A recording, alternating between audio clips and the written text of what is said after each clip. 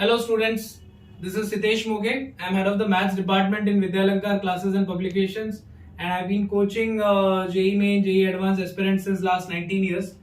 So today I am making this video.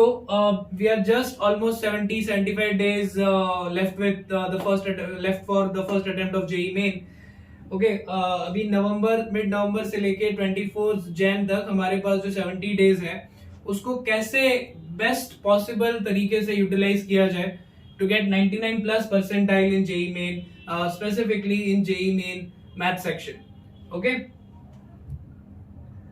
So the countdown has begun. We have hardly 2.5 months to go now. उसमें तुम्हें तीनों subjects पे equal focus रखना है. अगर कोई पर्टिकुलरली वीक टॉपिक है तो उसको थोड़ा ज्यादा टाइम देना है. I will be talking from maths point of view what we can do in the next 70-75 days. Before that ये लास्ट ईयर का एनालिसिस है so that you will get a clear picture what your target should be. Okay, now see maths में 99 percentile लाना it basically depends on slot to slot, shift to shift.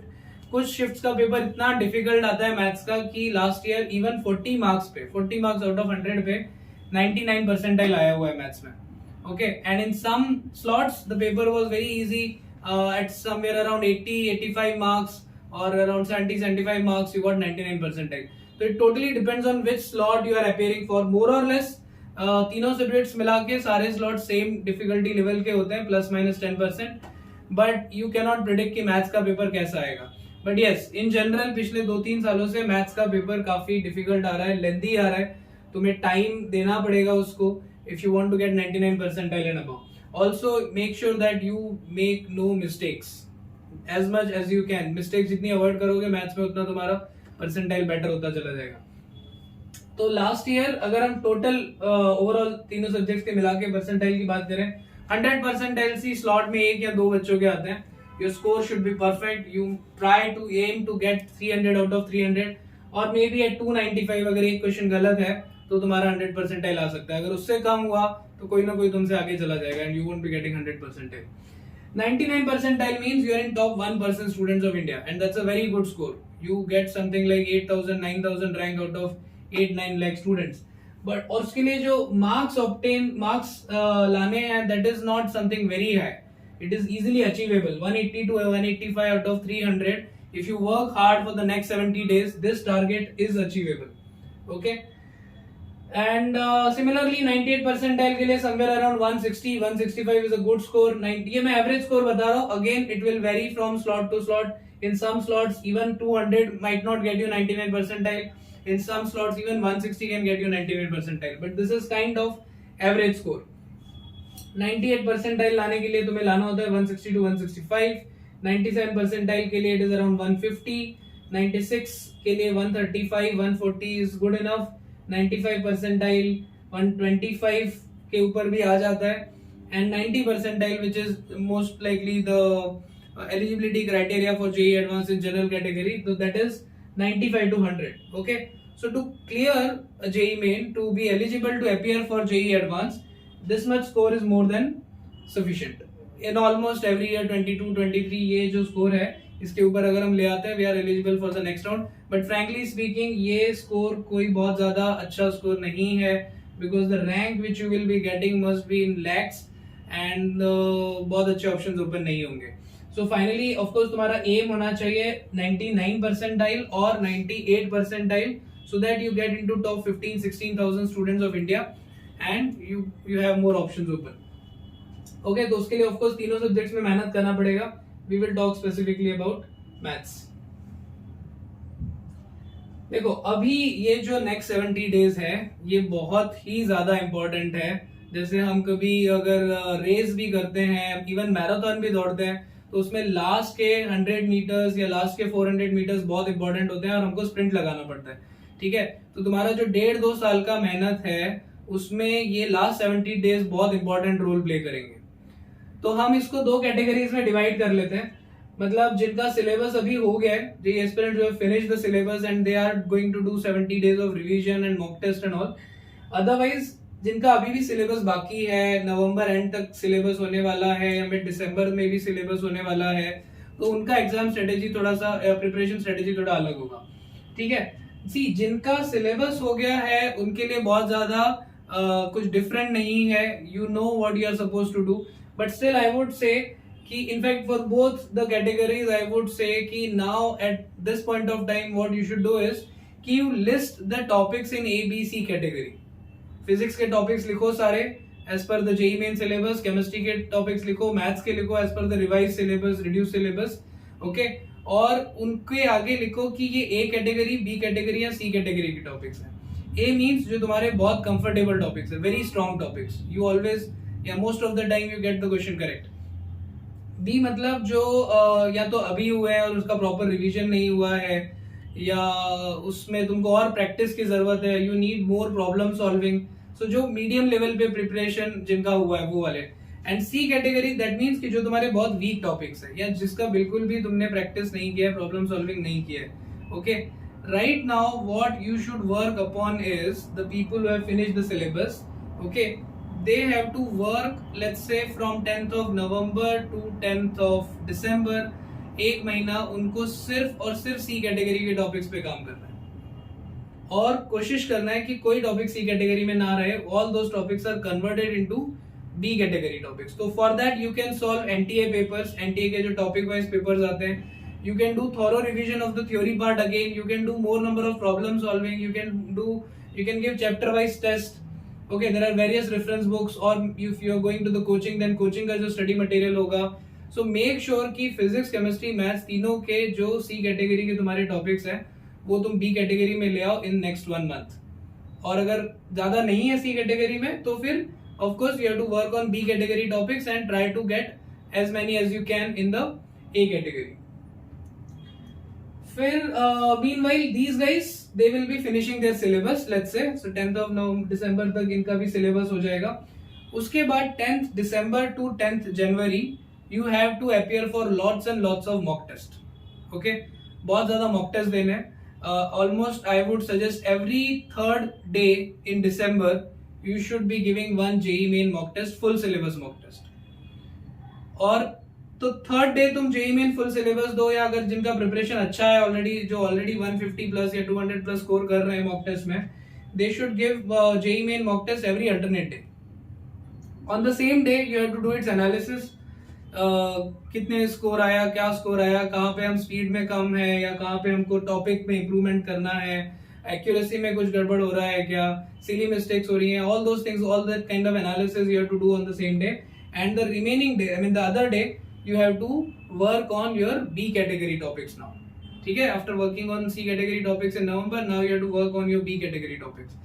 by the end of 10th of January तुम्हारा सारा जो भी topic revision है, चाहे वो ये स्टूडेंट्स हैं या ये स्टूडेंट्स हैं, 10th of January के बाद हमें टॉपिक्स रिवाइज करने के लिए नहीं होना चाहिए।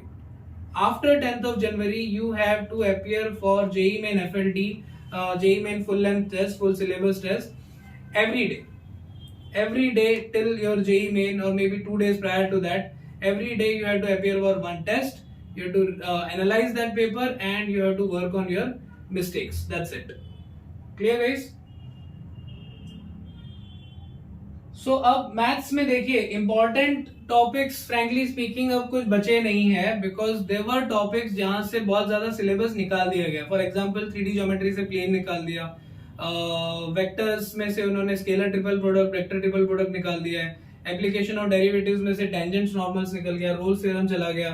सो मुझे लगता है कि अब जो टॉपिक्स हैं उनसे ऑन एन एवरेज एक दो क्वेश्चन ही आएंगे, ऐसा कोई बड़ा टॉपिक नहीं है। कोनिक्स में से टेंजेंट चला गया, नॉर्मल चला गया, तो almost all the topics you have to do, you cannot rely on few topics, you have to cover all the topics, okay। but still yes, if I say scoring topics then I would say statistics is a scoring topic, पूरा formula based topic है, तुम अच्छे marks उसमें ला सकते हो। other than statistics, relations is an easy topic, if you just read the definitions of equivalence, transitive वगैरह वगैरह, then you can score that, you can get one question correct in that topic। then in mainstream like quadratic equation is easy है, sequence series easy है, I would suggest straight lines easy है, तो कुछ लोगों को limits continuity easy लगता है। तो ये सारे टॉपिक्स जो हैं ये तुम अगर अच्छे से कर लो तो यहाँ पे डेफिनेटली तुम स्कोर कर सकते हो, ठीक है। After this much reduction of syllabus may be paper last year से थोड़ा इजी भी हो सकता है. You should aim for more than 90% marks in JEE main math section. कोशिश करोगे तो 90 आउट ऑफ 100 आराम से आ सकता है मैथ्स में. मेरे कई स्टूडेंट्स का 100 आउट ऑफ 100 भी आया हुआ है. तो अगर फोकस करोगे डेफिनेटली 90 प्लस ला सकते हो.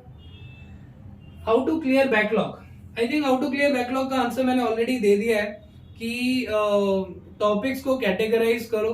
ठीक है, जो टॉपिक्स रह गए हैं, जिन लोगों के अभी भी बाकी हैं सिलेबस खत्म होने को, उनको इस दिवाली वेकेशन में या उसके बाद जो है along with the ongoing topics, पुराने टॉपिक्स में जो सी कैटेगरी के टॉपिक्स हैं वो कवर करने हैं. The last date to clear your backlog should be somewhere around 15th to 20th of December. Max to max 20th of December तक सब कुछ खत्म करने की कोशिश करो. तो और mock test, see when I say कि you have to appear for one test every alternate day in December and then from 10th of January every day you have to appear for a test, then which test you have to appear for? Okay, so I would suggest कि you should appear for at least 20 to 25 mock test. 25 plus भी करोगे तो अच्छा है, but at least 20 to 25 mock test, in which half of them should be mock test of either any coaching institute or NTA papers, and half of them should be actual PYQs, previous year question papers. तो 23 के बहुत सारे papers हुए हैं JEE main के, 22 में जो बहुत सारे हुए हैं, तो उसमें से कुछ उठाओ, 10-12 PYQs करो और 10-12 मॉक टेस्ट करो. PYQs will give you a very clear idea about what could be the difficulty level of this year's JEE main. Okay, so वो करो. और as I said, उनका एनालिसिस बहुत जरूरी है. You have to make sure कि you should try different things, like पहले physics फिर chemistry फिर maths, या पहले maths फिर chemistry फिर physics. Try different things in these mock tests which you are going to give in December and January.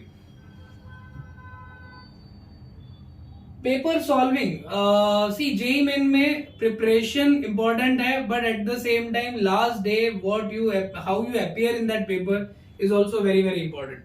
कई बार ऐसा होता है, मैंने देखा है student score very good in mock test, they score around 200 220 and in the actual exam उनका score आता है 160 170. तो सी देखो, सरप्राइज एलिमेंट हमेशा रहेगा एक्चुअल एग्जाम में. The kind of mock test which you might have given and the paper which you get, it will be completely different, questions will be completely different, right? तो don't get panicked, relax करो. अगर पहले 3 question भी नहीं हुए हैं तो भी रिलैक्स करो और सिंसियरली अटेम्प्ट करो. तो उसी के लिए वही मॉक टेस्ट देना जरूरी है, so that you get used to that exam temperament. See 2 तरीके से लोग पेपर देते हैं जनरली. एक होता है कि इजी क्वेश्चंस हम पहले कर लेते हैं. So in that case let's say your order is CPM, then I would suggest कि 30 to 35 minutes chemistry, then around 40 to 45 minutes physics, 40 to 45 minutes math section. In 2.5 hours you finish all the easy questions, and then in last half an hour सारे जो unattempted question है उन पे jump मत करो, क्योंकि वो इसीलिए तो अनअटेम्प्टेड है ना, बिकॉज वो डिफिकल्ट थे इसलिए तो हमने उनको छोड़ा है, राइट? तो वो तो करेक्ट नहीं होंगे सारे. तो उसमें से कुछ सिलेक्टेड क्वेश्चंस लो, maybe 5 or 6 questions for last half an hour, and only try to get those 5-6 questions correct. अगर उसमें से 3 भी करेक्ट हो गए तो target achieve, because already easy questions तुम कर चुके हो फर्स्ट 2.5 hours में. Now this could be one exam strategy. Secondly, some students what they do is कि तीनों पेपर के पहले सिंगल आंसर करेक्ट कर लेते हैं. 20 single from maths, 20 single from chemistry, 20 single from physics. Once you are done with the single answer correct, then they approach to the integer section. और फिर integer में यू हैव ऑप्शंस, 10 में से 5 ही करने होते हैं.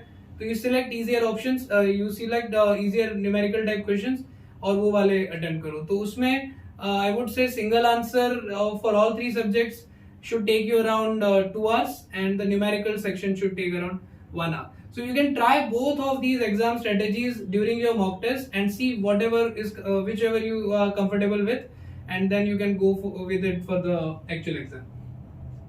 Paper analysis is very very important. You cannot improve from one paper to another if you are not analyzing your mistakes. Paper analysis ऐसा होना चाहिए कि वो पेपर, अगर सेम पेपर मुझे कोई 2 दिन बाद देता है तो I should be able to score 300 out of 300 in it. That is what we call analysis. खाली आंसर की देख लेना या अपना स्कोर चेक कर लेना, that is not the analysis. Okay, So you check each subject, each question thoroughly, उसके doubts अपने टीचर्स से डिस्कस करो, देखो कि कहाँ पे और स्पीड इंप्रूव कर सकते थे, देखो कि कोई क्वेश्चन शॉर्टकट से हो सकता था क्या, जो हमने एक्चुअल मेथड से बहुत टाइम लग गया हमको और वो क्वेश्चन बहुत इजीली शॉर्टकट से हो सकता था क्या. You give almost 3 to 4 hours for analysis of each and every paper. So that is, I think, if you do that, and if you follow this strategy of categorizing topics in ABC category, initially working on C category topics, then working on B category topics with the reduced syllabus, right, and then solving enough number of mock tests, then this should definitely get you in top 1 percentile students, or maybe in top 2 percentile students. Okay guys, so that's all from my side. All the best. Wish you best of luck for JEE Main 2024. Thank you.